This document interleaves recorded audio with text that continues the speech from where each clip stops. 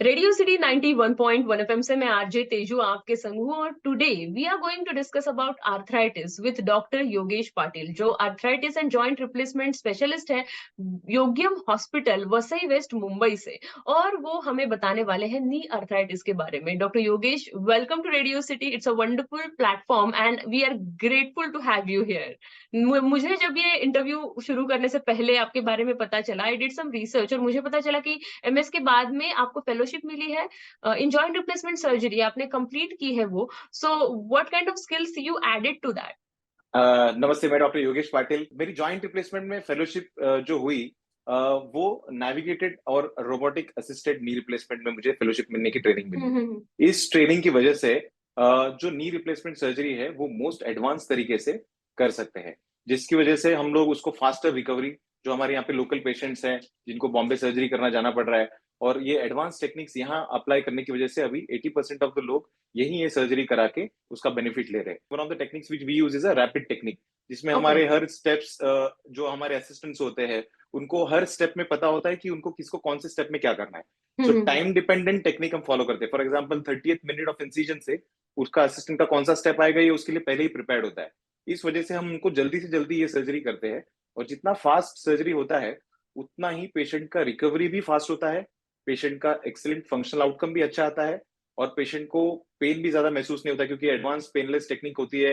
Anaesthesia भी बहुत advance हो गई है, तो ये जो सर्जरी, पहले जो लोगों के मन में डर था कि ऑपरेशन ऑपरेशन बोलते ही डर लगता था, तो ये सब चीजें भी कम हो गई है। इनफैक्ट पेशेंट सामने से आके कहते हैं कि सर मुझे नी रिप्लेसमेंट कराना है। तो That's wonderful. This is how it benefits to local patients. क्या उनका रहता है, बिकॉज रिकवरी भी इससे फास्ट होती है, right? Right, absolutely. So there is a very quick recovery. इसके ऊपर मैं आपको बताना चाहूंगा कि पेशेंट्स इतने आप सरप्राइज होके जाएंगे कि जिस दिन ऑपरेशन होता है उसी उसी 2-3 घंटे के अंदर भी चलने लगते हैं। सेकेंड डे को तो पेशेंट रेडी होते हैं घर जाने के लिए, और within like 10 to 15 days they are fit for even international travels. So right. मैं एक बहुत ही लोअर मिडिल क्लास बैकग्राउंड से आया हूँ, और मेरी मम्मी का ड्रीम था कि मैं डॉक्टर बनूं और वाओ। मेरे सेवा सेवा करूं लोगों की, और उसका सपना मैंने पूरा किया है। But unfortunately, within 15 days of starting my hospital, I lost my mom in a car crash. Oh. So इस चीज से मैं मूव हुआ, और मुझे ऐसे लगा कि मेरी मम्मी लास्ट वीक में जाते टाइम मुझे बोलती रहती थी कि हर हफ्ते में कि बेटा अभी सब कुछ तूने कमा लिया, अभी बस नाम कमाना। मॉम के नाम से मैंने शशिकला पाटिल मेमोरियल फाउंडेशन भी शुरू किया है। कई गरीब लोग हैं जिनकी यहाँ पे हम लोग सर्जरी भी उनके हेल्प से करा देते हैं, और उसके बाद हम कई ऐसी जगह पे पहुंचते हैं जहाँ पे नॉर्मल डॉक्टर भी नहीं पहुंचता है। वाओ। वैसे जगह पे हम पहुंच गए हैं। फॉर एग्जाम्पल यहाँ पे वसई में आपने सुना होगा एक पांजू आइलैंड है, जहाँ पे हाँ। जाना ही डिफिकल्ट है, बोट से यस। जाना होता है। ऐसे जगह पे हमने रेगुलर बेसिस पे ये नी के आर्थराइटिस के बारे में अवेयरनेस कैंप्स, नी को प्रिवेंट कैसे करें, नी आर्थराइटिस होने को, उसके बारे में लोगों को नॉलेज, स्पेशली जिन जो अभी आजकल तो एजुकेटेड लोग सारे हैं ही और सबको पता होता है, बट ऐसा होता है ना जो अवेलेबल है वो लोगों को लेना नहीं होता है, और जिन लोगों को पता नहीं होता है वो लोग ज्यादा उनको अवेयरनेस के उसके फॉलो करते हैं। For example right. हम पेरिफेरल रीजन में जाते हैं, उनको बताते हैं कि सर ये देखिए ये सब सब चीजें हैं, ऐसे ध्यान रखिए, ऐसे एक्सरसाइज करिए, तो वो फॉलो करते हैं, हेल्दी डाइट रखते हैं, खुद ही रेगुलर एक्सरसाइज करते हैं, खुद ही एक्टिव रहते हैं।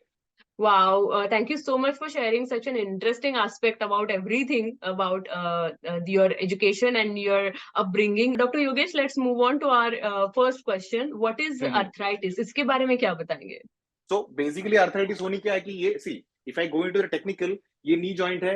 हम जिंदगी भर घुटना इस्तेमाल करते हैं, उठते हैं, बैठते हैं, सीढ़ी चढ़ते हैं, उतरते हैं, तो ये बीच में जो कुशन होता है दोनों के बीच में, नी जॉइंट के बीच में, इसका घर्षण होने की वजह से बोन टू बोन, जब ये बोन डायरेक्टली एक दूसरे के ऊपर ऐसे टकराने लगती है, when it starts to touch like this, तो यहाँ हम देख रहे हैं कि यहाँ पे इस साइड में कुशन है, बट यहाँ की देखो मेनिस्कस घिस गई है, and this is the cartilage. Actually the question is the cartilage which is the covering on the bone.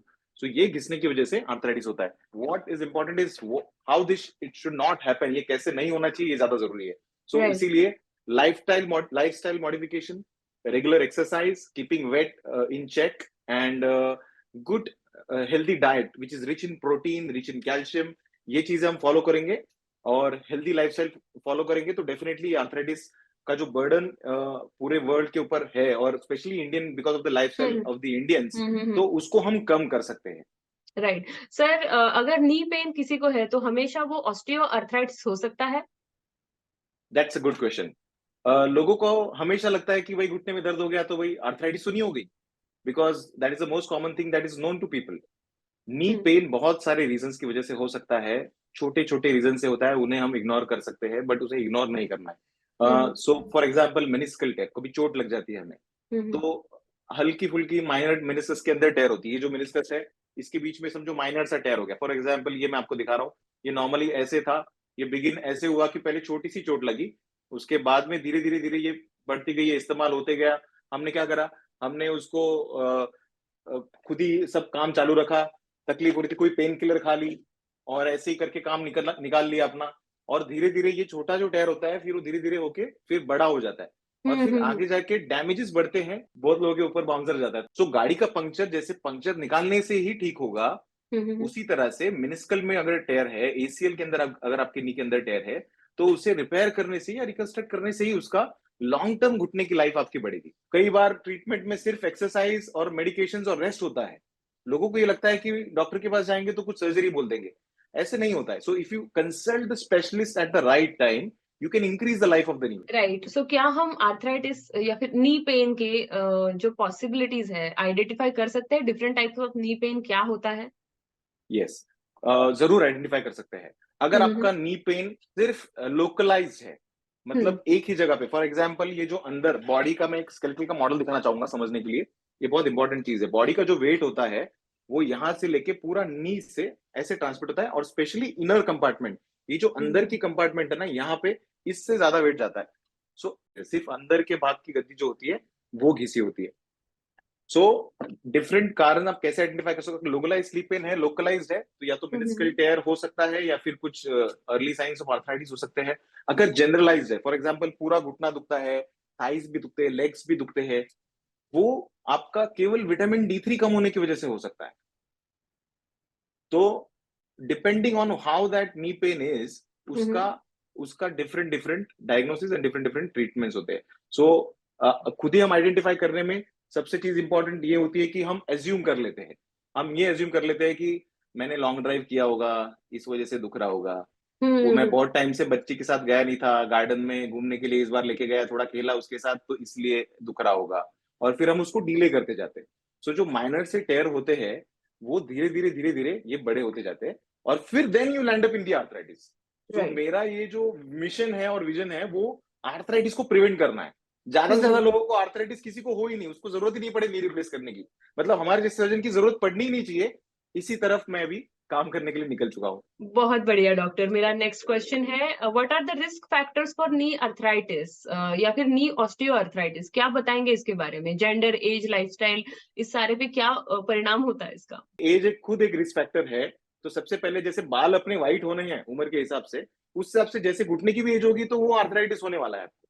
तो सभी को वो होने वाला है, बट डिपेंड करता है कि अगर आपने उसका केयर किया है कि नहीं। अगर आपने हेल्दी लाइफस्टाइल रखी है, रेगुलर एक्सरसाइज की है, टाइम में चेक रहा है, तो हो सकता है आपका 80 ईयर्स में भी कोई आर्थराइटिस डेवलप ना हो।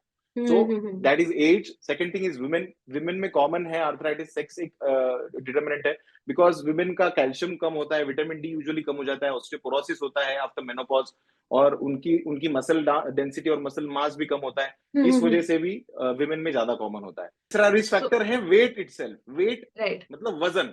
वजन का इतना गहरा इंपैक्ट है नी के ऊपर, ये बहुत लोग समझ नहीं पाते हैं।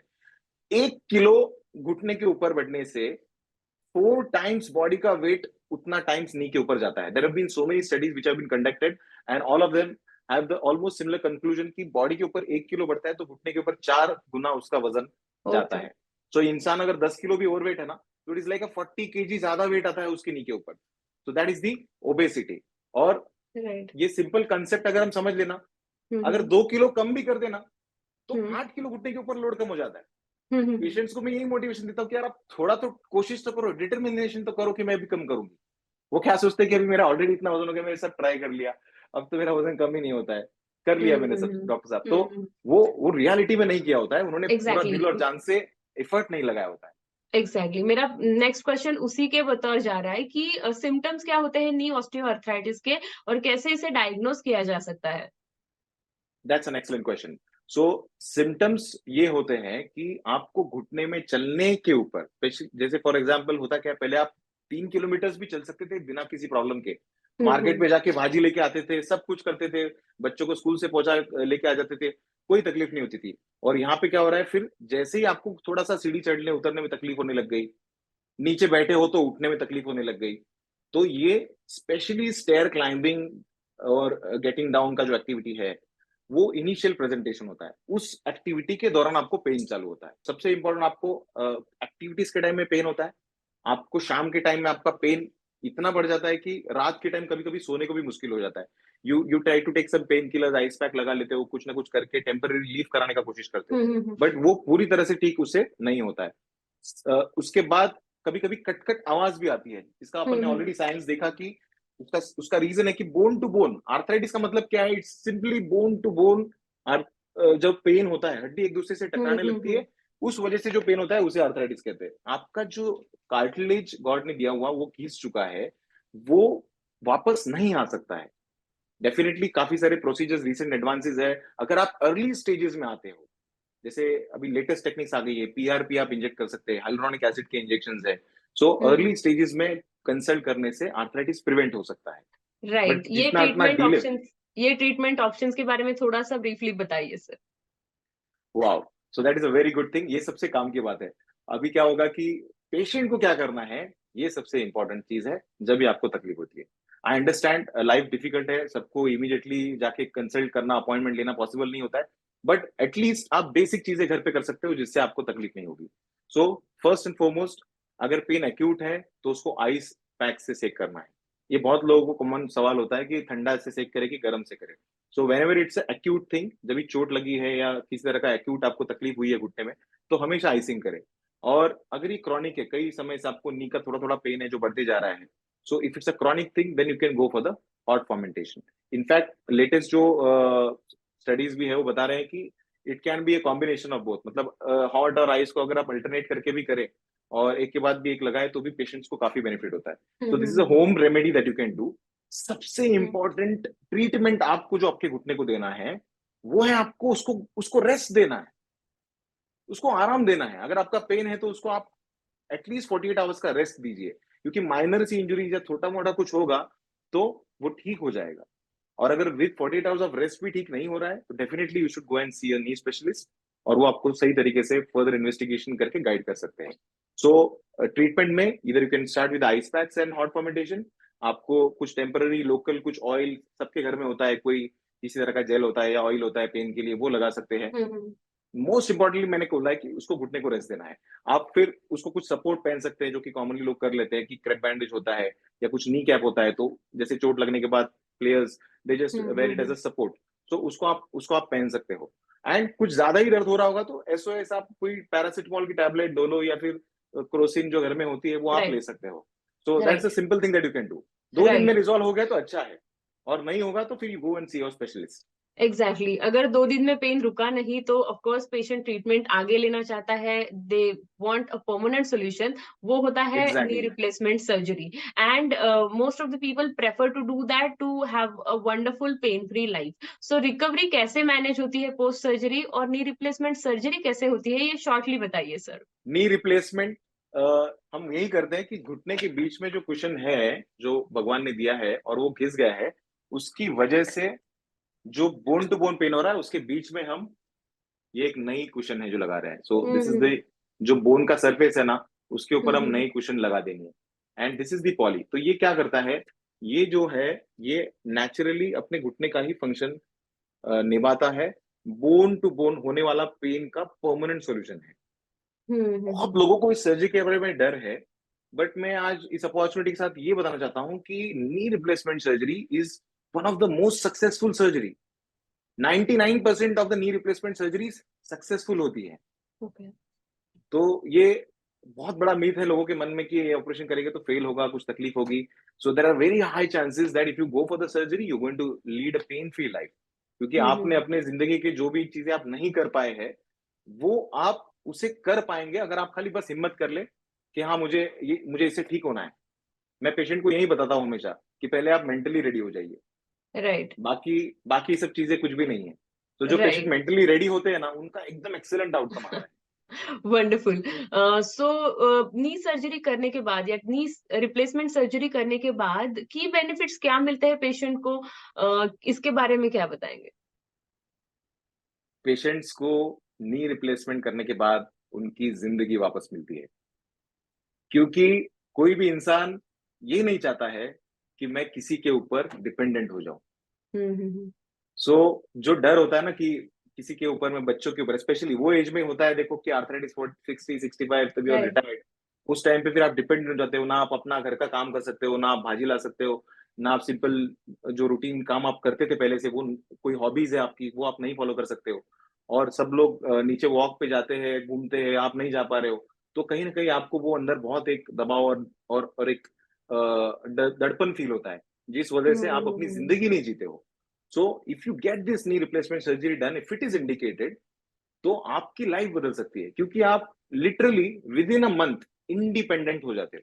आप राइट। किसी के ऊपर डिपेंडेंट नहीं होते हो। आप विद इन अ मंथ आप सीढ़ी चढ़ सकते हो, उतरते हो, काम कर सकते हो, ड्राइव कर सकते हो, आप ट्रैवल कर सकते हो, आप आपकी जिंदगी जी सकते हो। स्पेशली इंपॉर्टेंट थिंग यही होता है कि आपके सर्जन ने जो भी इंस्ट्रक्शन दिए उसे फॉलो करने हैं। और फिजियोथेरेपी और रेगुलर एक्सरसाइज ये बहुत बहुत इंपॉर्टेंट है। जितना आप ओके। एक्सरसाइज और थेरेपी को फॉलो करेंगे, उसका उतना सर्जरी का आउटकम भी एक्सीलेंट आता है। वाओ। सो नी रिप्लेसमेंट सर्जरी में बहुत सारे लेटेस्ट एडवांसेस भी आए हैं, उस पे आप क्या लाइट डालेंगे? Latest advancement in knee replacements is robotic surgery. और मैं अपने आप को बहुत फॉर्चुनेट समझता हूँ। मेरी एमएस की पढ़ाई होने के बाद में मुझे मैंने आपको इमोशनल कनेक्ट बताया क्यों मैं इस फील्ड की तरफ मूव हुआ, और मैं कितना फॉर्चुनेट था कि मुझे जॉइंट रिप्लेसमेंट में अपना स्पेशलिटी करना मिला है। और मेरी ट्रेनिंग भी navigation and robotic assisted TKR hmm. जो करते हैं उसी में हुई है। इस वजह से ये जो robotic assisted joint replacement surgeries है, ये क्या कर रहा है, ये सर्जिकल, जो मैंने आपको पहले कंसेप्ट बताया कि सर्जिकल टाइम एंड प्रिसीशन, उसको बढ़ा रहा है। राइट। सर्जरी तो सर्जन ही करता है, बट रोबोट क्या करता है, वो उसको एकदम एक्यूरेसी देता है। जो कट्स होते हैं, हम्म। बोन कट जो लगते हैं, वो एब्सोल्यूट एक्यूरेसी के साथ होते हैं। और इसी वजह से फिर फंक्शनल आउटकम भी जल्दी अच्छा होता है। सो मेरा ये विजन लॉन्ग टर्म है कि जो जो फैसिलिटीज हो रही है उसी तरफ मैं ऑलरेडी काम कर रहा हूँ। और रोबोटिक सर्जरी जल्दी यहाँ पे लेके आने के लिए हर तरीके से जितना पॉसिबल होगा कोशिश कर रहा हूँ कि हमारे लोग हैं, उन्हें भी ये सब बेनिफिट उसकी मिले। और मैक्सिमम लोगों को ये जो डर है मन में, स्पेशली सर्जरी रिलेटेड, तो वो उनका डर निकले। Definitely, and I wish you all the best for sir, to that purpose, and you will fulfill it with zest and power. I wish and I believe that so. जाते जाते हमारे सारे radio city के viewers और listeners के लिए आप क्या मैसेज देंगे? What you like to say in conclusion? मैं कंक्लूजन में यही कहना चाहूंगा कि surgery is not the only option. जब लोग ये सोचते हैं कि नी की प्रॉब्लम है, तो ऑपरेशन और मेडिसिन वो ऑप्शन नहीं है। मैं लोगों को ये मैसेज देके अपील करना चाहता हूँ कि take control of your knee health now and today. Regular exercise करे, फिजिकल फिटनेस के ऊपर प्रायोरिटी रखे, डाइट अच्छा रखे, वेट चेक में रखे, और किसी भी तरीके की फिजिकल एक्टिविटी एक 15 मिनट्स टू 20 मिनट्स आप बस अपने आप को दीजिए। It will make your not only the knee but entire आपकी स्केलेटल हेल्थ, आपके सारे बोन एंड जॉइंट्स, स्पाइन, सब कुछ फिट रहेगा, सारे ऑर्गन्स भी फिट रहेंगे। और आप वैसे भी आप निरोगी रहोगे, दूसरे भी तरीके के आपको बीमारियां या हेल्थ रिलेटेड इश्यूज है वो नहीं होंगे। सेकेंडली, बिकॉज मैं ये इमोशन से कनेक्टेड हूँ, मेरे मॉम के डेथ के बाद में जो मूव हुआ, और उसके बाद में मैंने उसको जो पॉजिटिवली लिया, और उसके थ्रू एक फाउंडेशन मैंने क्रिएट किया है। And I am creating the health awareness camps ऐसे जगह पे जहाँ पे पहुंच नहीं सक रहे। और मेरा मेन मुद्दा यही है कि मैं ये चाहता हूँ कि ज्यादा से ज्यादा लोगों को नी रिप्लेसमेंट सर्जरी करानी नहीं पड़े। वो किस तरह से उनकी लाइफ में मॉडिफिकेशंस लाए और किस तरह से हेल्दी लाइफस्टाइल रखे, उसका अवेयरनेस मुझे पहले से क्रिएट करके रखना है। और जितना मैं क्रिएट करूंगा, इस विजन को लेकर मैंने मेरा एक यूट्यूब चैनल भी लॉन्च किया है रिसेंटली।